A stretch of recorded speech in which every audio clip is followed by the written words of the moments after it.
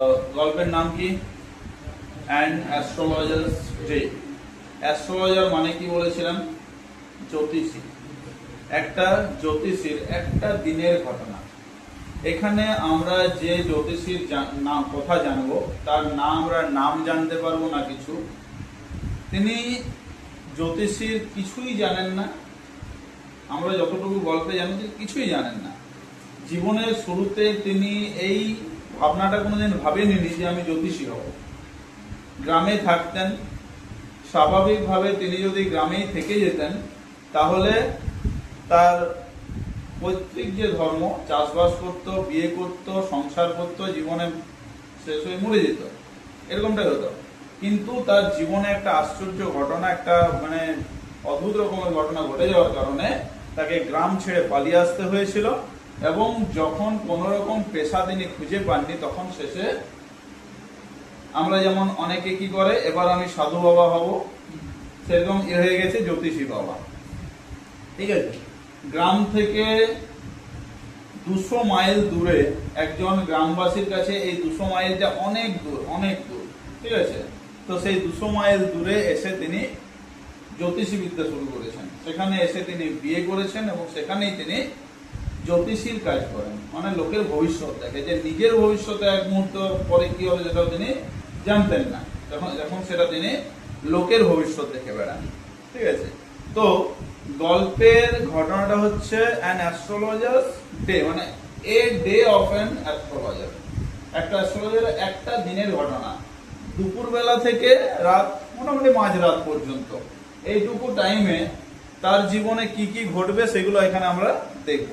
ঠিক আছে, তো প্রতিদিনের মতোই দুপুরবেলা অ্যাট নুন, দুপুরবেলায় কি হচ্ছে, এই জ্যোতিষী তার যে সমস্ত সরঞ্জাম সেগুলো নিয়ে এবং সাজুগুজু করে রাস্তার ধারে একটা তেঁতুল গাছের তলে এসে বসছে। তেঁতুল গাছের ইংরেজি কি? Tamarind tree. তোদের তো অপশনে তেঁতুল গাছ দেবে না, দেবে কি? Tamarind tree. কোন গাছের তলায় বসতো? Tamarind tree. ঠিক আছে, তেঁতুল গাছ। তো সেই তেঁতুল গাছের নিচে সে বসলো এসে। তার কাছে কি কি আছে? মেইনলি 4টা জিনিস আমাদেরকে মনে রাখতে হবে। এ ডজন অফ কড়ি সেলস। কড়ি বুঝিস? কড়ি, ভালা কড়ি বলে না, সেই কড়ি যেটা সাদা রঙের হয়, সেই 1 ডজন কড়ি ছিল। এ ডজন অফ কড়ি সেলস।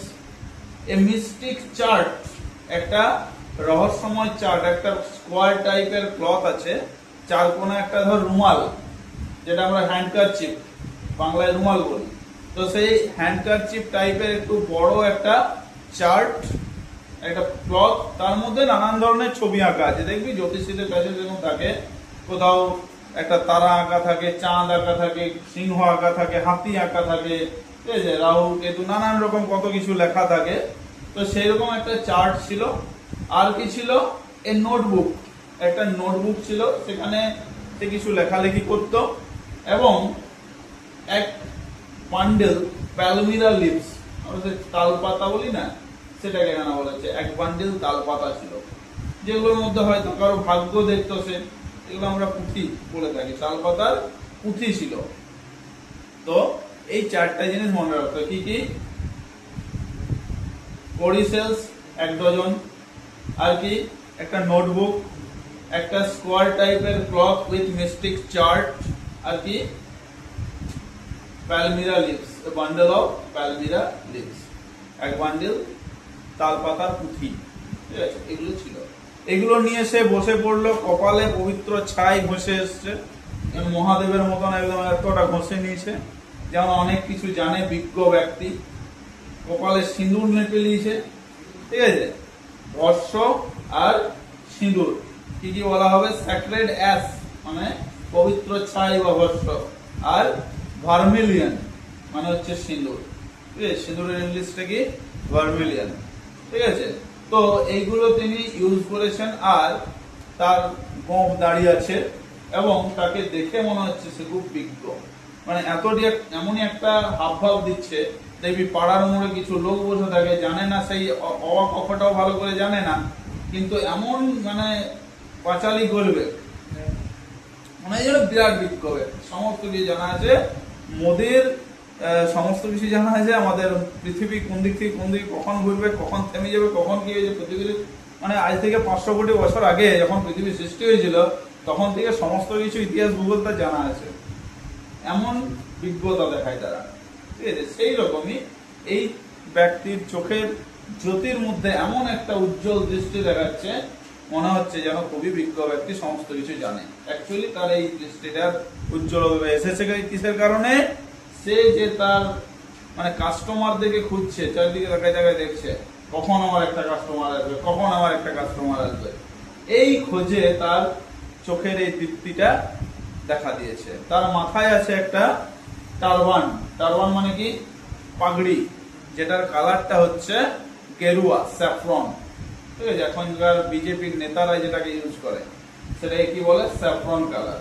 ঠিক আছে, বা গেরুয়া কালার। ঠিক আছে, তো তার পুরো ডেসক্রিপশনটা দিলাম কি কি ছিল। স্যাক্রেড অ্যাশ ছিল, ভার্মিলিয়ন ছিল, একটা টারবান ছিল, চোখে উজ্জ্বল দীপ্তি ছিল। ঠিক আছে, এগুলো সব মনে রাখতে হবে।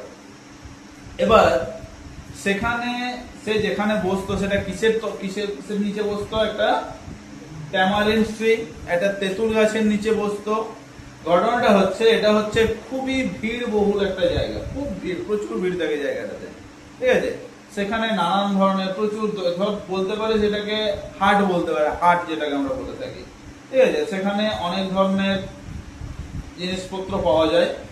কি কি দোকান আছে সেখানে? একটা মেডিসিন শপ আছে, ওষুধের দোকান, একটা চোরাই লোহা লক্করের দোকান আছে, চোরাই লোহা লক্করের দোকান।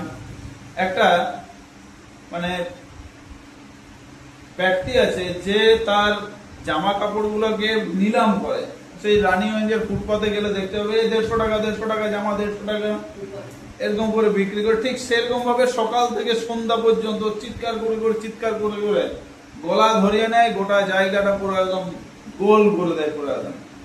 ঠিক আছে, আর কি ছিল? একটা পুরনো জিনিসপত্রের দোকান ছিল। ঠিক আছে, মানে সেই জায়গাটা পুরোটাই হচ্ছে 2 নাম্বারি, পুরোটাই 2 নাম্বারি জায়গা। এই যে জ্যোতিষী ও 2 নাম্বারি, যা কিছু আছে সব হচ্ছে একদম নাম্বার 2, একটাও নাম্বার 1 নেই। ঠিক আছে, আর তার পাশে একজন বাদাম বিক্রি করতো, গ্রাউন্ড নাট, বাদাম, গ্রাউন্ড নাট সেলার মানে কি? বাদাম বিক্রেতা।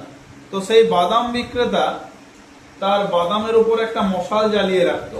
ঠিক আছে, সেখানে পৌরসভার কোনো লাইট ছিল না। আমরা যখন এই যে লাইট বাল্ব ইউজ করছি সেরকম কোনো লাইটের ফ্যাসিলিটি সেখানে ছিল না।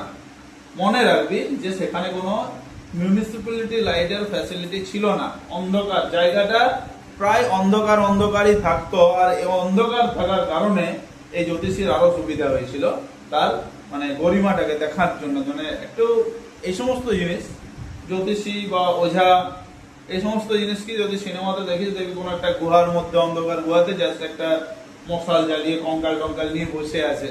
ঠিক আছে, দেখতে খুব সুন্দর লাগে, যজ্ঞ করছে। আবার এখানেও কি হয়েছে, সাধারণত যে সমস্ত দোকানগুলো আছে তাদের বেশিরভাগই কি করে, ওই মশাল না হলে হ্যাসেক, আগেকার দিন একটা ছিল। ঠিক আছে, তো সেটাকে ইউজ করে কেউ কেউ।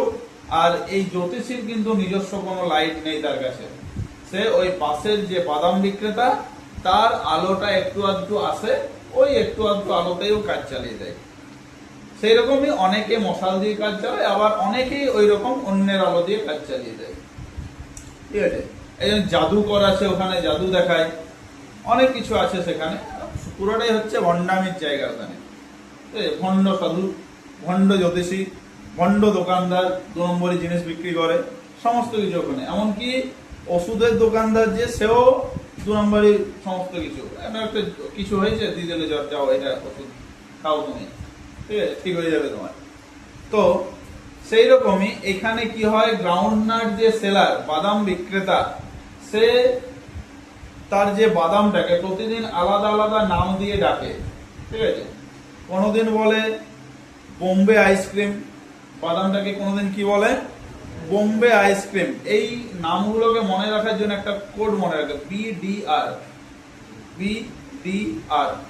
কি বললাম, B Bombay ice cream, D, Delhi's almond, ঠিক আছে, দিল্লি আমন্ড, ঠিক আছে, বোম্বে আইসক্রিম, দিল্লি আমন্ড, আর আর দিয়ে একটা হবে যেটা হচ্ছে রাজাজ ডেলিকেসি, মানে রাজার সুখাদ্য, রাজার প্রিয় খাদ্য, এবং আমরা রাজভোগ বলে থাকি, সেরকম রাজাজ ডেলিকেসি, ঠিক আছে। এইরকম নামে নামে সে নাম দিত, আর কোনো নাম দেওয়া নেই, বলতে এরকম প্রতিদিন আলাদা আলাদা সে নাম দেয়, ঠিক আছে। তো সেইভাবে বাদাম বিক্রেতা তার বাদাম বিক্রি হতো, প্রচুর ভিড় হতো সেখানে, এবং সেই ভিড়েরই একাংশ কয়েকজন কিছু কিছু এই জ্যোতিষীর কাছে আসতো তার ভাগ্য দেখাতে। জ্যোতিষী ভাগ্য দেখার কিছুই জানে না, কিন্তু এতদিন ধরে চর্চার কারণে সে কিছু জিনিস রটিয়ে নিয়েছে যে এই কথাগুলো বলবো, ঠিক আছে, যে কথাগুলো বললে সাধারণত মানুষ বিশ্বাস করে।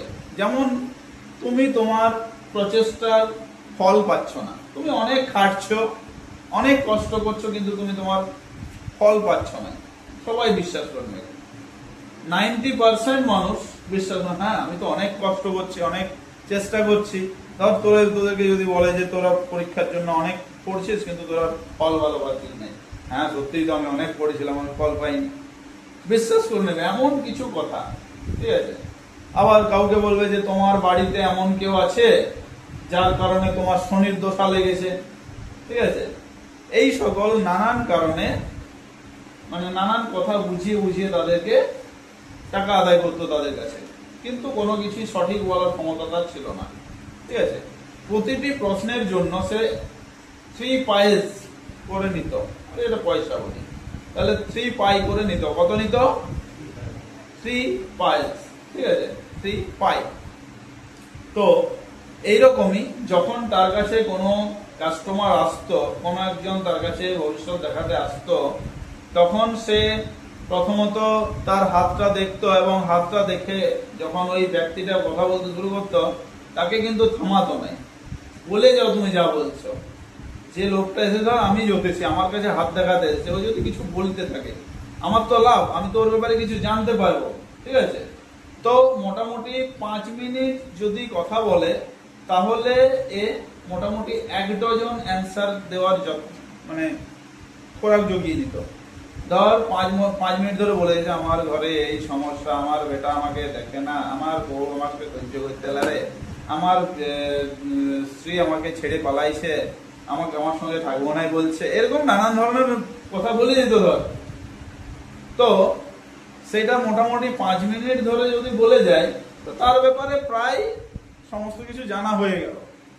তখন ও বলতে বলতে 5 মিনিটে কিন্তু ও থামিয়ে দিতে, মোটামুটি 10 মিনিট পর্যন্ত তুমি বলেই যাও। 5 মিনিটই যথেষ্ট, কিন্তু 10 মিনিট পর্যন্ত থামাতো নাই, বলে যাও। এতে কি হতো, তার 1 ডজন মানে কত, 12টা, মোটামুটি 1 ডজন প্রশ্নের উত্তর দেওয়ার মতো ক্ষমতা তার মধ্যে চলে আসতো, ঠিক আছে। তারপরে প্রশ্ন করতো, এই নাও তোমার উত্তর, তো অলরেডি আগে বলেই দিয়েছে সব, আমার ঘরে এই সমস্যা, এই সমস্যা বলেই দিয়েছে। তারপর সেটাকে আবার এক্সপ্লেন করতে থাকে অল্প, ঠিক আছে, আর কিছুই না। তো এই জ্যোতিষী কিছুই জানে না।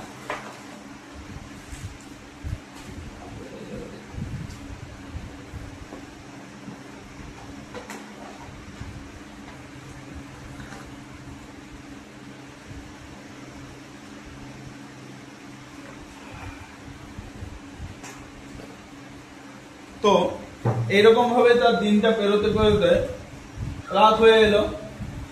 এবারে সে কিভাবে থাকে ওখানে বললাম যে বাদাম বিক্রেতা বা গ্রাউন্ডনাট সেলার, তার আলোতে সে ব্যবসা করে বা জ্যোতিষী চর্চা করে, কিন্তু যখন ও আলো নিভিয়ে চলে যাবে তখন এরও প্যাক আপ করতে হবে, উইন্ড আপ করতে হবে, সমস্ত কিছু।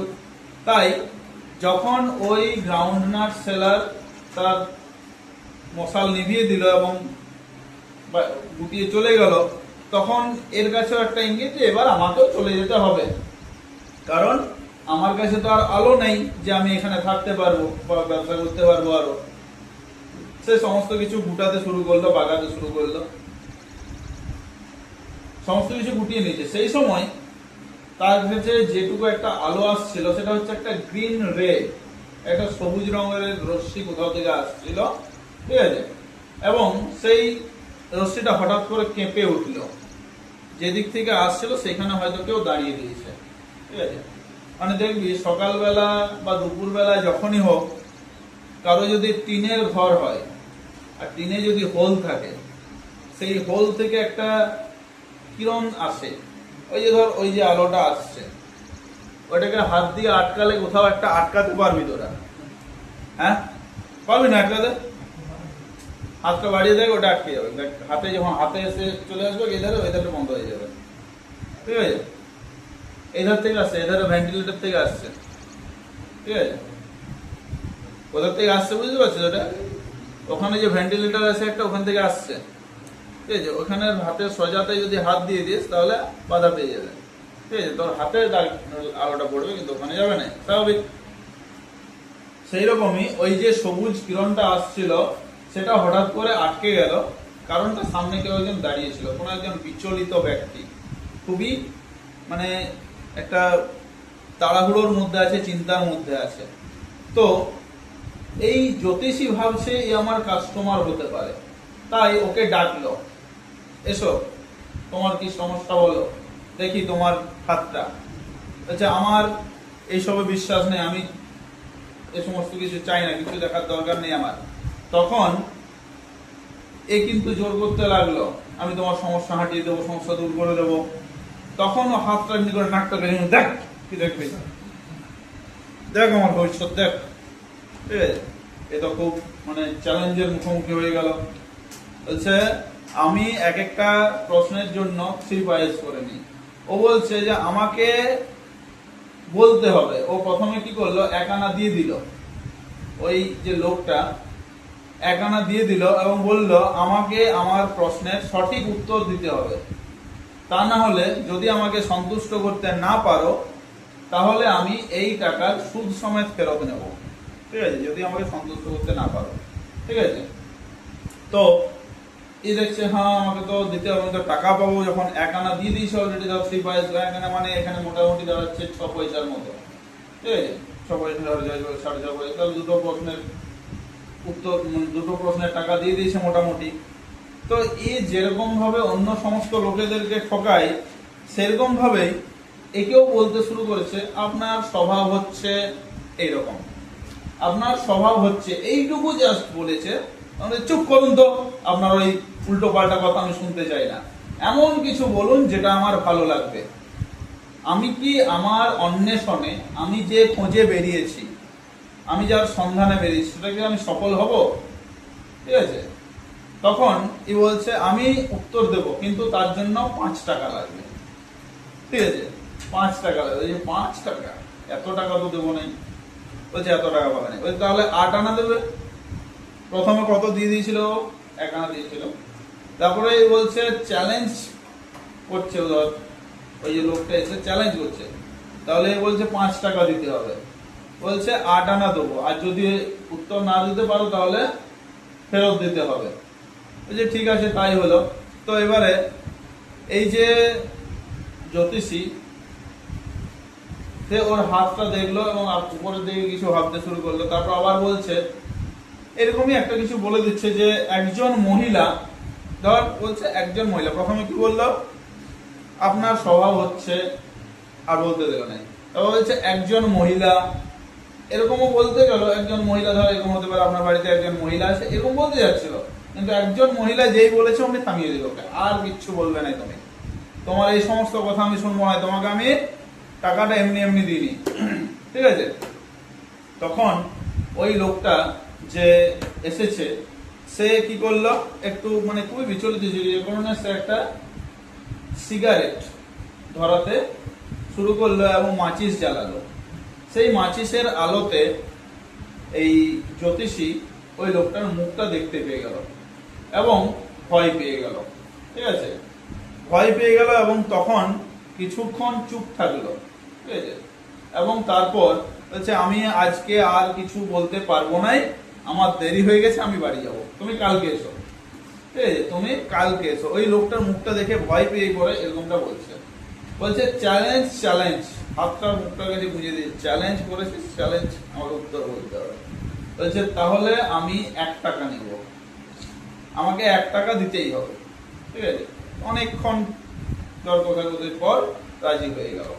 ঠিক আছে, এরপরে কি বলছে যে আপনাকে আধমরা অবস্থায় ফেলে দেওয়া হয়েছিল। ঠিক আছে, আপনাকে আধমরা অবস্থায় ফেলে চলে আসা হয়েছিল। ঠিক আছে, তখন এ বলছে হ্যাঁ সত্যিই তো, মানে এর ব্যাপারে বলে দিচ্ছে। ওই যে লোকটা, ওর নাম হচ্ছে গুরুনায়ক। ঠিক আছে, বলছে আপনাকে আধমরা অবস্থায় ফেলে চলে আসা হয়েছিল, কেউ একজন আপনাকে আধমরা অবস্থায় ফেলে চলে এসেছিল এবং একটা মাঠে ধারে কুয়োতে ফেলে দেওয়া হয়েছিল, আপনাকে মরার জন্য ফেলে দেওয়া হয়েছিল।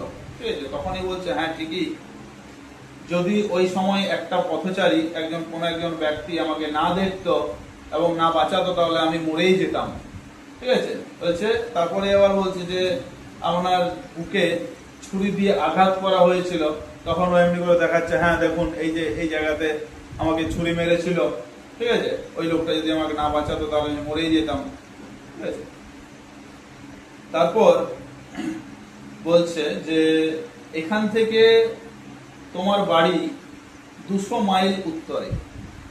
এটাও বলে দিচ্ছে যে এখান থেকে তোমার বাড়ি 200 মাইল উত্তরে। ও তো খুব খুশি। ঠিক আছে, এবারে ধর এই যে জ্যোতিষী, এ হচ্ছে ওই লোকটাই যে ওকে মেরে চলে এসেছিল। এ তো সমস্ত কিছু জানে, আর মুখটা দেখলো চিনতে পারলো, যে কারণে ভয় পেয়ে পালিয়ে যাচ্ছিল। তাহলে বলছে তোমাকে মেরে আধমরা করে ফেলে আসা হয়েছিল, মরার জন্য ফেলে দেওয়া হচ্ছিল একটা কুয়োর মধ্যে, মাঠের পাশে কুয়োতে। তখন এ কি বললো যে হ্যাঁ আমাকে একজন যদি না বাঁচাতো তাহলে আমি মরে যেতাম। আমাকে বলছে তোমাকে ছুরিতে করে আঘাত করা হয়েছিল, তখন ছুরির আঘাতটা দেখালো, দেখো এই জায়গায় দাগটা রয়েছে। ঠিক আছে, তারপর আবার এই বলছে কি যে তুমি এখান থেকে 200 মাইল উত্তরে তোমার বাড়ি। ঠিক আছে, আর তোমার নাম হচ্ছে গুরুনায়ক। হ্যাঁ তুমি আমার নামও জানো? বলছে আমি তোমার সমস্ত কিছু জানি। ঠিক আছে, সমস্ত কিছু বলে দিল এবং তারপর বলছে যে আমি যে খোঁজে বেরিয়েছি, যে আমাকে মেরে চলে এসেছিল, তাকে আমি এখন কোথায় পাবো? বলছে ওকে যদি খুঁজতে হয় তাহলে তোমাকে পরলোকে যেতে হবে, to the other world. Other world মানে কি? অন্য জগতে, মানে স্বর্গে বা নরকে যাই বল, সেখানে যেতে হবে। কারণটা হচ্ছে আজ থেকে 4 মাস আগে ওই লোকটা একটা লরি অ্যাক্সিডেন্টে মারা গেছে। যখন বলছে যে আজ থেকে 4 মাস আগে একটা লরি অ্যাক্সিডেন্টে মারা গেছে, একটা লরি ওকে পুরো থেঁতলে দিয়েছিল, স্ম্যাশ করে দিয়েছিল, তখন ও তো খুব খুশি হচ্ছে। প্রথমে ভাবছিল যে আমি ওকে মারতে পেলাম না, ও এমনি এমনি মরে গেল। তখনই বলছে না না, ও এত ভালোভাবে মরে নাই, ওকে একটা লরি পুরো থেঁতলে দিয়েছিল, স্ম্যাশ করে দিয়েছিল, ভালো শান্তিতেও মরে নেই। ঠিক আছে, তো তখন একটু স্বস্তি পেল, যাক ওর কপালে এরকমটাই হওয়া ছিল, ওর মতো শয়তান এরকম ভাবে মরেছে, খুব ভালো হয়েছে। ঠিক আছে, তারপর এই যে জ্যোতিষী ওই ব্যক্তিকে একটা স্যাক্রেড অ্যাশটা দিল, ওর কাছে যে পবিত্র ছাইটা থাকে সেটা ওকে একটু দিল এবং বলল যে এখান থেকে সোজা বাড়ি চলে যাও, এখান থেকে তোমার বাড়ি 200 মাইল উত্তরে।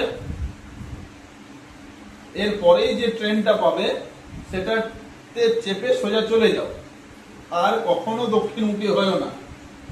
যদি এদিকে আসো তাহলে তোমার জীবনে ঝুঁকি আসবে, আর যদি না আসো তাহলে তুমি 100 বছর বাঁচবে। ঠিক আছে, 100 বছর বাঁচবে। ঠিক আছে, 100 বছর আয়ু হবে তোমার যদি তুমি আর এদিকে না আসো। আচ্ছা, আর আমি কি জন্য আসবো? আমি তো কেবল ওই শয়তানের সন্ধানে এদিক ওদিক ব্যাকওয়ার্ড করে বেরোতাম, আর তো আমি আসবো নাই। ঠিক আছে, তখন ওই লোকটা খুশি হয়ে ওখান থেকে চলে গেল এবং পকেটে ওর যা কিছু কয়েন ছিল এর হাতে ধরিয়ে দিয়ে চলে গেল। ওই মানে গুরুনায়ক, লোকটার নাম কি? গুরুনায়ক। ওর পকেটে যা কিছু কয়েন ছিল এর হাতে ধরিয়ে দিয়ে চলে গেল। এরও তাড়াহুড়োতে আর গুনার সময় নাই, চললো সোজা ঘর, সমস্ত কিছু গুটিয়ে পাঠিয়ে ঘর। ঠিক আছে, তো বাড়িতে গিয়ে যখন বাড়ি পৌঁছাচ্ছে, ওর বউ তো মানে আমাদের ন্যাচারালি কি হয়, ঝাঁটা নিয়ে দাঁড়িয়ে থাকে। এত রাত করে এলে। তো ওর বউ রাস্তায় মানে দরজায় দাঁড়িয়ে আছে, চিন্তা করছে এবং বলছে এত দেরি কেন, বলো এত দেরি কিসের, বর্ণনা চাইছে। তখন সে ওর হাতে এক মুঠো কয়েন ধরিয়ে দিয়েছে, দেখো কতগুলো টাকা এনেছি আজকে। ও তো তখন টাকা পেয়ে ফুর্তি হয়ে মানে ফুর্তি ধরে গেছে ওর, এটা টাকা পেলেই ফুর্তি। ঠিক আছে, হ্যাঁ হ্যাঁ ভালো করেছি, চলো চলো বন্ধুরা, ঠিক আছে। তারপরে ডিনার করার পর, রাত্রে খাবারের পর, ঠিক আছে, তাদের বাড়ির যে দাওয়াটা সেখানে বাইরে এসে বসেছে। ধর একটা টিনের চালা ঘর, সেই বাইরে একটা দাওয়া আছে, সেই দাওয়া এসে বসেছে। এরপরে বলছে যে এতদিন পর্যন্ত আমি একটা মানে দ্বিধা নিয়ে বেঁচেছিলাম, আমি একটা মাথার মধ্যে একটা গিল্ট ফিলিংস ছিল, আমার মধ্যে একটা অপরাধ বোধ ছিল যে আমি একটা খুন করেছি। কিন্তু আজকে সেই অপরাধ থেকে আমি মুক্ত হলাম, আজ আমি জানতে পারলাম যে আমি সেই খুনটা করিনি। ঠিক আছে, আজ থেকে অনেক বছর আগে যখন আমি একটা গ্রামে থাকতাম, ইয়াং ম্যান ছিলাম, বিয়েটি হয়নি তখন, তখন মদ টদ খেয়ে জুয়া খেলেছিল। ঠিক আছে, মদ খেলেছিল, জুয়া খেলেছিল, এবং তারপর এই যে লোকটা এসেছিল সেই লোকটার সাথে ঝামেলায় জড়িয়ে পড়েছিল, এবং ঝামেলায় জড়িয়ে পড়ার পরে কি হয়েছিল, ছুরি দিয়ে ওর বুকে আঘাত করে দিয়েছিল এবং ভেবেছিল মরে যাবে, ফেলে দিয়ে চলে এসেছিল। এতদিন পর্যন্ত আমি ভাবতাম যে ওই লোকটা আমার হাতে মারা গেছে, আমার হাতে খুন হয়েছে, কিন্তু আজ জানতে পারলাম যে না, লোকটা বেঁচে আছে। আজ আমি সেই মানে দোষ থেকে মুক্তি পেলাম, নিজেকে আজকে সান্ত্বনা দিতে পারছি যে না, ওই লোকটা মারা যায়নি। ঠিক আছে, তখন ওর বউ আশ্চর্য, হ্যাঁ তুমি খুন করার চেষ্টা করেছিলে, তুমি এত বড় ভয়ঙ্কর জিনিস, আমাকে কবে মার্ডার করে দেবে? মানে এইটা বলে নাই যে আমাকে মনে মনে হয়তো ভাবছিল যে এর সঙ্গে থাকা মানে জীবনের রিস্ক নেওয়া। ঠিক আছে, তো সেটাই বলল।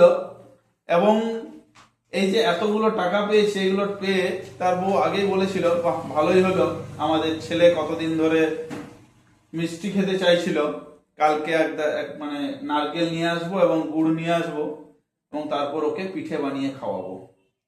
বাস, হ্যাপি এন্ডিং।